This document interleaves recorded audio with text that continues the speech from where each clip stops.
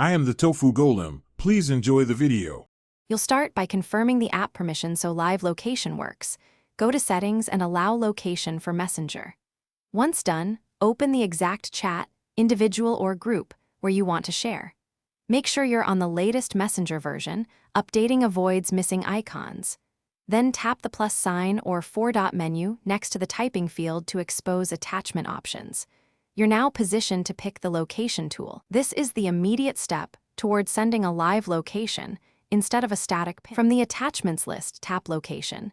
You'll see your current pin. Don't tap Send Location yet. Instead, choose Share Live Location or Start Live Location so the person can follow you in real time.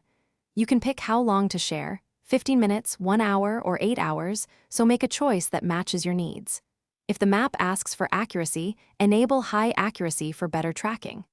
Confirm by tapping Start. Messenger will broadcast your movement to the chat until the timer ends or you stop sharing. To finish, open the chat and tap Stop Sharing when you want to end live tracking. Otherwise, it stops automatically when the timer ends. If the location won't update, make sure Messenger is allowed to use location in the background and that battery saver isn't restricting GPS. If problems persist, restart the app and your phone to force a fresh GPS lock.